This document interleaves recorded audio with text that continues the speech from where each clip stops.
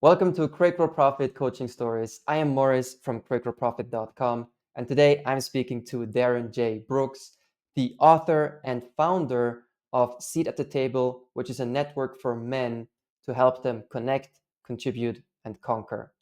Darren, thank you so much for being here today. Where are you calling in from? Calling in from Stoke-on-Trent today, Morris. Pleasure to be here, mate. Appreciate the invite. Yeah, thanks for being here. As we spoke just before hitting record, it's nice to talk to someone for once who's almost in the same time zone as I am. Yeah, it's when you jump on those interviews or those meetings and somebody's in Australia or America, it's getting that time zone right can be a bit crazy, can't it? Yeah, I feel bad for the Australians and people in New Zealand. They have it the hardest to connect. Definitely. I spoke to somebody the other night and it was 7 o'clock in the morning for him. It was 11 o'clock at night for me. So Yeah, difficult times for both. Darren, what kind of people do you work with today? the people I'm working with now, Morris, who aren't the people who I started with, are it's men. I work with men, and usually those men have had quite a colourful past. Usually something's happened. Some of the guys, have been involved with the criminal justice system. Some of the guys have had substance misuse issues. Some of the guys have just had a crazy upbringing, but they're really working towards being a better man, and a lot of them are in business. So they've used those lessons that they've learned throughout their life, and they've applied it to businesses. And some of them are really successful entrepreneurs. So I love a guy that's kind of burnt it to the ground, and he's really building things back up. That's who Seat at the Table has kind of attracted. Who's They're the kind of guys who've been attracted to it. Really, I think. How does your network work when somebody joins? So I run a free Facebook group. They can jump on the Facebook group for free. I run a private mastermind, which runs on a Tuesday night. I'm just starting the next one actually in July. I've got one full at the minute, so I'm starting another one. And I host regular events. I do one called Cigars and Stories, where all the guys get around the fire. They tell stories. They can share a cigar. I put other ones on where men are speaking. So it will be a man who's gone through some challenge in life, whether it be health issues, whether it be substance misuse, whether it be relationship breakdowns, and share that story with another group of men who can, might be going through that at the time themselves, or they'll just take some golden nuggets from that they can apply to their own life. That's really awesome. And you just said sitting around the fire. Does it mean that the network is only in person or is it also virtual? No, it's the mastermind is virtual, Morris. So we catch up by Zoom, and then I hold regular events which are in and around my area, really. So that is the Cigars and Stories one is held around here, but the idea is to grow that nationwide, so it's all over the country, and then eventually, grow it internationally. So my partner, she's from Kansas, and I've got a guy over there who's willing to host one over there. So probably 2025 going to put one on in Kansas, which will be amazing. Oh wow, you're going international, Darren. That's so cool. Yeah, that's the plan, mate. That's the plan. I read on your profiles and websites you wear many different hats. You're a father, author of two books, right? You're a speaker and you're a coach. Is there anything else on that list? I think no. I think that might be about it. I enjoy getting in the outdoors and stuff like that. This is why I think the connect part of what I do, I encapsulate that as connection to yourself as a man, but also connection to what's around you, connection to nature, connection to the people around you. And I think we've come so far away, Maurice, from who we are, which we briefly spoke about before we jumped on. That when we're out sat round the fire and things like that, that's what we're supposed to be doing. We're not supposed to be sat behind a laptop 9, 10 hours a day. So I like to get a balance between the two. You can't escape working on the laptop, and it's good that I can run those masterminds with men from all over the world. But it's also good to just get out into nature and connect with nature and sit around the fire and things like that. I don't think they are important. I think they're essential. So you're telling me I can't turn on a YouTube video with a fire and look at that on my screen and get the similar experience. You can. It's going to relax you, but you're not going to get the full benefit unless you can smell it, hear it, and yeah, I think you're going to get the full. I think a lot of things we've kind of replicated, and technology has tried to take over some of these things. Where how I see it, we need both working in unison. We need to. One of the amazing things that came from sort of the COVID pandemic really was this connection with different people through Zoom and through these different avenues that might not have happened otherwise. I met some amazing people through that time, really, through technology, but it's not a substitute for catching up in person. That's why I love in person events. That's why I love getting around the fire. I think they are essential to a man's well being, to his development, and to everything really. Yeah, I agree. I was on a podcast yesterday where the topic was connecting with nature, and it's really incredible when I thought about it, how I didn't consider myself a nature guy at all. But then being a guest there yesterday and participating in the conversation, I realized how me just running outside, that is my way of connecting with nature, and it has massive benefits in my life and ultimately also in my work because I sleep better, I focus better, fewer mood swings, all that stuff. So yeah, it's really important what you're saying, the balance between technology and the outdoors, or as you said, what we're supposed to be doing. Yeah, it's just getting outside, isn't it? It's like you say, that's your connection to nature. It's just getting out there rather than being inside all the time. Sometimes it's so much easier to think, well, I'll just go to the gym, which is inside, rather than getting out. Oh, the weather's bad. Where if you've got the right clothing or equipment on, it doesn't matter what the weather's like. One of the beautiful things about being in England is if we were put off by the weather, we would never do anything. So we've got a we've got a wild camping trip on Friday where we're taking a couple of clients, and it's given out rain, but it doesn't matter. We're going anyway, regardless of what the weather's like. Yeah, I think that is so powerful. Knowing how to have a great time and how to feel good, no matter the external circumstances, like the weather, right? Not being put off by that. Yeah, because it does put people off, doesn't it? If it's pouring it down with rain or it's snowing, it does put people off going out. But once you're out and you've got the right gear on, it doesn't really matter. I think you can have just as much fun. We've walked some, we've got some good mountains around England, and we walk a few of them. We're doing one on the 22nd, which is Cribgoch, which is Snowdonia way, which can be quite a dangerous ridge. But we didn't do it in winter, because it might have been slippy. But the weather still might be bad when we're up there. But we've got all the right clothing and stuff. So I think it doesn't matter what the weather's like if you've got the right equipment. If you haven't got the right equipment, then you can maybe run into a few problems. Darren, let's talk about your story as a coach. When did you start calling yourself a coach? So I was the manager, Morris, of a residential rehabilitation unit for people struggling with addiction. I started there in about 2012, and sadly, in 2016, the government withdrew the funding to drugs and alcohol services by 50%. So that meant one rehabilitation centre closed and one stayed open, and the one we worked at unfortunately closed down. From there, one of the guys, he was the therapy manager, I was the residential manager. There was another guy who was the lead support worker. He came to us with this idea of a wellbeing organisation that he'd had this idea for years, and he wanted a couple of people who he could trust to go in on this business with him. None of us had ran a business.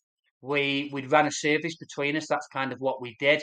But in the business area, we were completely green. We made a lot of mistakes. We were doing 80, 90 hours a week each, which was ironic considering it was a wellbeing organisation. We were helping other people with their well-being, but our well-being was kind of shot. And while we were there, we did yoga classes, we did group counselling, one-to-one counselling, well-being walks, and one of the services that we were going to add was coaching.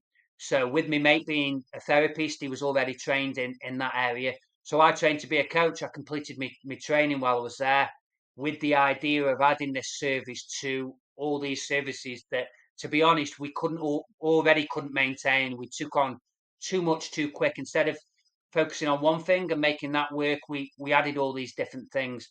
So one guy left, and there was two of us. Then we replaced him with somebody else, and my life outside of the organisation was kind of deteriorating.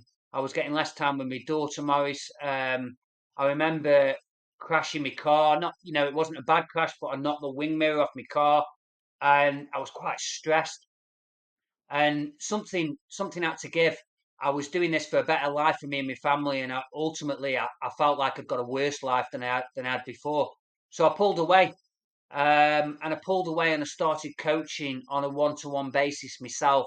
So I started off coaching the initial two people I coached for free, and then started, charging a minimal fee, and then slowly but surely increasing it. And what I found was my life was getting better. My life was getting more rewarding. I was my own boss. I was working on my own, and I could decide what hours I worked. I didn't feel like I was letting anybody else down or feel like I had to pull anybody else up. It was just me. And yeah, things started growing. Initially, Maurice, I was coaching people through burnout because that was what I felt like had happened to me in the wellbeing organisation. So that was a simple step, really, in coaching somebody that was going through something that I'd already been through. And was it always easy for you to, find people who wanted your coaching? No, and I still don't think it's easy. I think the more clear on who you are and who you want to work with, the more those clients will slowly start coming into your environment. I quite believe in the law of attraction that if you put out there what you want, then you will attract that stuff. And I've kind of started attracting those guys who I work with. They've they've just started coming. They've started coming into my network. So I think be very clear for your viewers that are watching that want to coach. Be very clear on who you want to coach and what you want to help them people with. Because if you're not, I think you'll struggle in finding clients. I think it'll be quite difficult. Yeah, and I'm glad you brought that up, Darren, because looking the way looking at how you present yourself in the marketplace, you're very clear on who you want to work with, right? Like you offer a network for men. You've really niched down on this. And what was it that, made you say, I'm only going to be working for men and I'm creating these networks and events for men? So to start off with, Maurice, I wrote a book, Dreams to Goals, and I was really passionate on coaching people who were chasing after the dreams because that's what I felt like I was doing. 12 years old, I wanted to be an author, and a teacher at school said, "You need to do something a little bit more realistic." Hate that phrase. And who that came from was a very kind, caring, and lovely woman. And one of the things that I tried to sort of encourage people to do is to not listen to within, listen to what's come within, because a lot of the time these people who are talking you out to going after what you want, they aren't haters or people who don't like you. It's your mum, it's your dad, it's your teacher, it's the people who love you and care about you and want what's best for you, but they don't know what's best for you. They want you to go through a life with no struggle, no challenge, where all the beautiful things that happen come from struggle, challenge, and from going through those things that you don't want to do. So I started from coaching people on burnout, started really coaching people who wanted to chase after the dreams, and that was like men and women. But I was also running a single dads group throughout COVID, Morris. So it was dads that had ended up with the children. It was maybe through social services, substance misuse, death. Usually something traumatic has happened for the guys to have the children, and this network for those guys, and doing a little bit of coaching alongside that was a real lifeline for them. And what I thought while I was running that is this isn't just something that single dads need. This is something that men need. Men need a network. Men need guys to push them, to encourage them. Um, your partner, a lot of the time, she isn't going to be that person that's gonna push you. My partner's amazing. She's a rock. But if I want somebody that pushes me, it's not going to be her. She helps me in many different ways.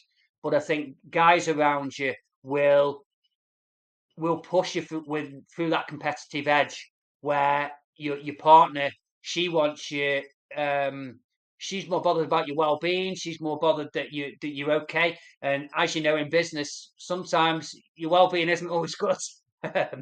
Sometimes you're doing too many hours, you know, I look at work life balance now in a completely different sense. I look at work life balance as a lifetime rather than a daily thing or a weekly thing. Sometimes more time's going to be needed to go into your family, sometimes more time into your partner, but sometimes more time's going to be needed to go into your business. So yeah, that I kind of organically moved towards that, Morris. It wasn't that I all of a sudden decided, right, I'm going to work with men. I slowly, because of, um, you know, I probably look a bit. I've got tattoos on my neck and things like that, so probably more men were coming towards that than women, maybe. I worked in the rehab where I was helping men. I also do some work in the criminal justice system, and that was all men. So everything was just kind of organically going that way, really. I don't think it was a an overnight decision of right, this is what I'm going to do. It was a load of small incremental decisions that kind of like led to it. That makes total sense. And also, what, listening to you, it sounds like you were really good at listening to what the market, how the market responded to you. And then you doubled down on the types of people you worked best with. And that's how you refined your niche over time. Yeah, I'd say so, Morris. That's a good way of putting it. You know, you see who's coming to you, you see who's coming in your network, from events, from when I was doing coaching, just I was just coaching men, women on burnout. I met people then who, funnily enough, have been um quite important in this development of which way my business has gone. Really, they've become quite close friends or quite close associates, and I think the clearer you are on that, who you know, like there's a couple of men's networks about as well. Some guys who I've got on LinkedIn, um, and some are working with divorced men. Some are working with men, particularly in the corporate world. And for me, it's men that have they've usually had quite a colourful past. Usually something's happened, but it's taken them on an entrepreneurial journey, and I like those. I like the guys that have messed everything up, burnt it all to the ground, and are slowly rebuilding. Because I think those lessons from that can be very powerful in business as well, and make you a lot more resilient.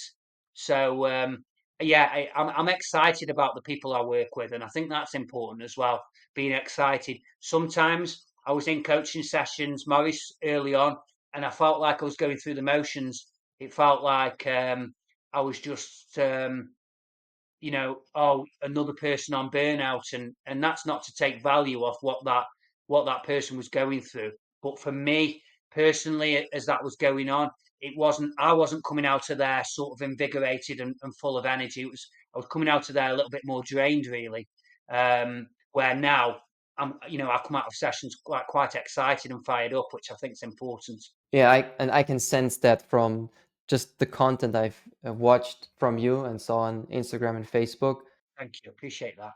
I can really see your excitement to do the work that you're doing. It really comes across. Also, you have a good awareness. I just realized because partnerships. Okay, like I've spoken with a few men like myself who are who are building their own business. They're married, and some men like me have this dream to build it with the wife, right? But you've just said something really important, and that is maybe the wife or the partner isn't the right person to push you in business. And we as men, we have to respect that too, right? My wife wants to be in a role that she chooses to be.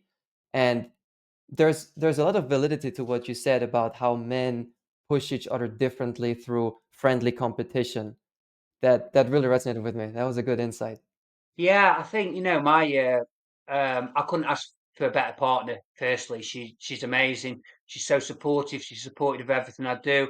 I feel like when you're building something, you've got to be honest about what with your partner, what you did.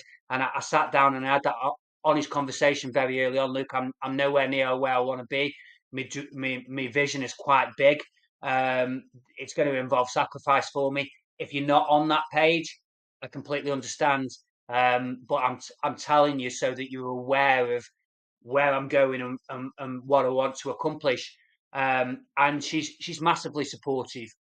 However, she's supportive in a completely different way than some of the guys are around me, and that's through that healthy competition, through that push, the push to to be better men, and the push to be a better partner as well, and a better dad.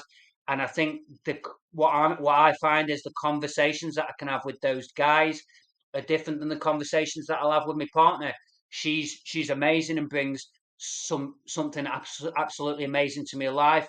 But these guys are also amazing in a different way, who bring something completely different to my life. Um, I think in future there will be something that me and my partner will probably collaborate on. She's doing a PhD at the minute, so she's got a real good work ethic, and she's doing social emotional learning, which I think can tie in quite well with coaching. So there will probably be something that we'll collaborate on, but at the same time, some the collaborations we've been doing with some of these guys are really important as well, but they're just different. Tom Bilyeu, who's got the impact theory. He's got a really good relationship that he's built with his partner. So I think it's just different for different people. They look like they've got a fantastic relationship and a fantastic partnership as well. But business can put pressure, can't it, on relationships as well. So it's finding what works. It's horses for courses, and I always say that I love that you know what I can help some guys with. Um, there'll be other guys who come to me who will be better off working with somebody else. The way I work and what I work with, it's not a one shoe fits all. I don't believe, and I think that the that's the beauty of coaching. I think that a coach will one coach can be great for you and could be not so great for another person. It's finding them people that you really resonate with, and they're on like quite a similar path, or maybe got similar values. Yeah, 100%. I see the parallel in marketing too, where different, like you said, different things for different people. And that's why even if you are, or you think you are life coach, business coach, fitness coach number 1,000,001, right? There's still space for you in the market. You can still promote yourself authentically, and you don't have to feel bad that there's, so many other coaches on your Instagram reel or whatever, because different things for different people. I think that's a really important point, Morris. Yeah, there is a lot of, there's a lot of coaches.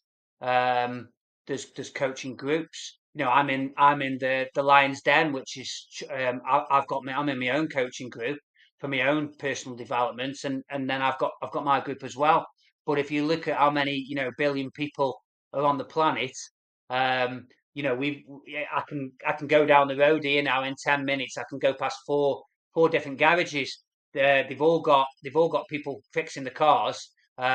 So it's that abundance mindset. I think they've all.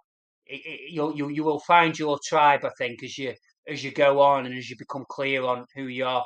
What I was doing early on, I was posting out generic videos and advice, and it wasn't really it was dropping with people, but it wasn't really pulling people in because I don't think I was clear on who I was as a business, and now I am. It's attracting the right people.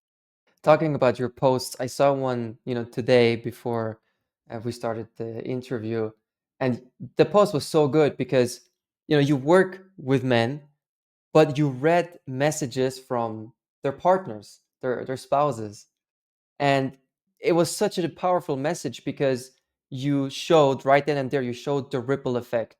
It's not an egoistic thing, right? Like, oh, I'm just gonna hang out with men, and this is just for a close group of men or whatnot. It's actually the whole family, the business, the whole environment benefits from men who are developing themselves. Same thing for women. Women who work on themselves, their environment benefits too. But it was just so nice how you showed the ripple effect in that short video. Yeah, that's the amazing thing, Morris. The most messages I've had have been from women, not from the guys. It's been from the partners who, he came back from your event, he had an energy I haven't seen him with for a while. He came out of that session, his eyes were brighter than I'd seen him, and I love that because it just shows that. Funny when I set up seat at the table, I took a little bit of flack for setting up a men's group. It's funny that one of the things in the UK, people don't mind men's mental health groups, but when you talk about a personal development group, they're a little bit suspicious of what that is. And funnily enough, the some of the the resistance that I got, it was from men. It wasn't from women. Women were like, "This is exactly what guys need." It was, one guy said, "You're taking people back to we've spent years coming away from men's groups, and you're taking people back to that." And it's like, well, if you look at the state that the world's in, then maybe we do need to go back to this a little bit.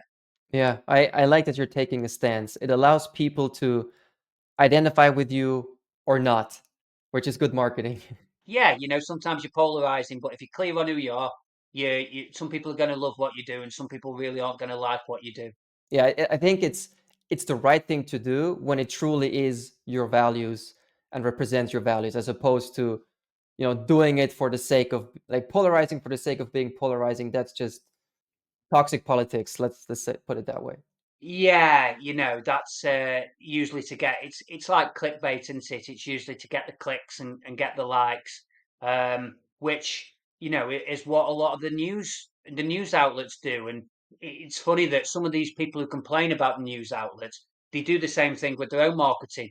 It's also like clickbait. Yeah, just being clear on your values and what you do, and being clear that you're doing things, I think, with the right intention is important. That you genuinely want what's best for other people. And if that is the case, and that comes across and upsets a few people, then so be it. But as long as the intention behind it is that you really want to help people, then in my eyes, that's a good thing. And certain people aren't gonna like what you do. I think Stephen Bartlett, he said 70% of people will probably dislike what you do, and 30% will love what you do. And I think that's probably a good statistic, really. Yeah, it's that is really good. And also, I heard a similar like analogy, and that is even when a president gets elected, they get like barely over 50% of the votes. And so imagine the country's leader is only liked by like 55% or 56% of the people, and the other, yeah, right. And they are allowed to lead the country, although almost half of the country disagrees. Yeah, really good point. Yeah, you can't please everyone, and you shouldn't be trying to please everybody. That's another thing I think that's important for any sort of up and coming coaches. Don't try and please everybody. Don't be what a company or an organization that is appealing to everybody else. What you'll end up doing is you'll appeal to nobody. If you look that certain people wear Nike trainers, certain people hate Nike and wear Adidas trainers, certain people certain people, love Post Malone. Other people love Dr. Dre. You can't appeal to everybody. You're going to appeal to the people you like, and you want that divide to a certain extent. You want some people to not like what you do, because that makes the people who like what you do a stronger network, I think. Yeah, and in paid advertising, it's even a budget thing. Like you deliberately repel the people you don't want to click because else you pay for the click. Like you pay for each of the ad clicks, so you only want the people to click that are perfect for what you're doing. So there's even that.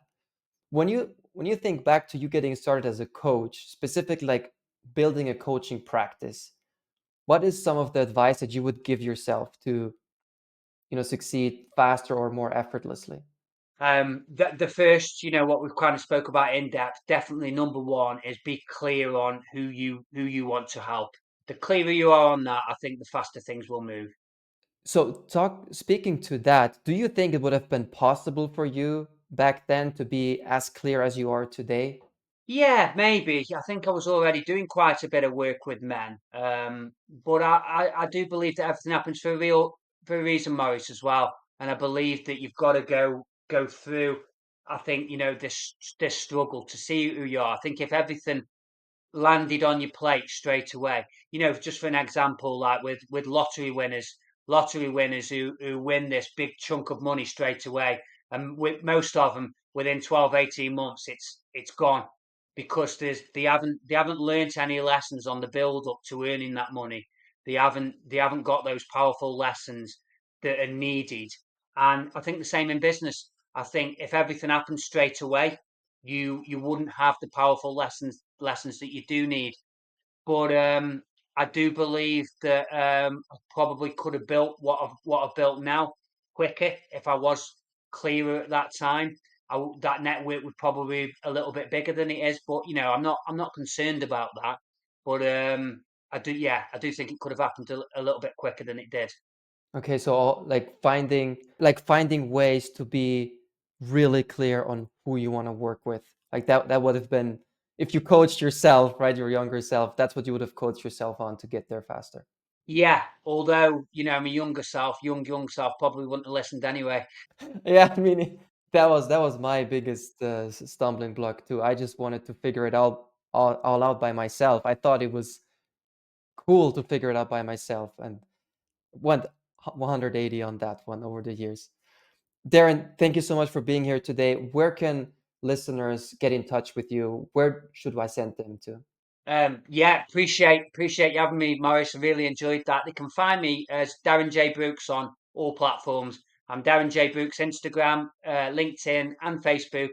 And seat at the table. If any men are interested in joining, there's a lot of stuff. There's a lot of engagement in that Facebook group. It's free. Um, it doesn't matter what part of the world you're on because people are posting regularly from different places. But there will be events worldwide at some point in the future. So just watch this space. It's a network that will be international. There's already people in there from different places, but the events at the minute aren't happening worldwide, but they will do. And my website, which is a little bit outdated, so it's going to be under construction soon, but that is dreamstogoals.co.uk. Okay, perfect. So I'm going to link to the Facebook group. By the way, there's going to be a Swiss member at the end of this call. So I'm going to link to the Facebook group and your website and your Instagram. Oh, and just the other quick thing, Maurice, both books are available on Amazon worldwide as well. Both of those books are. Oh, great. I'll put those links as well. Really enjoyed that. Darren, thank you so much. Appreciate you. Thanks, Maurice. You too, mate. Appreciate you.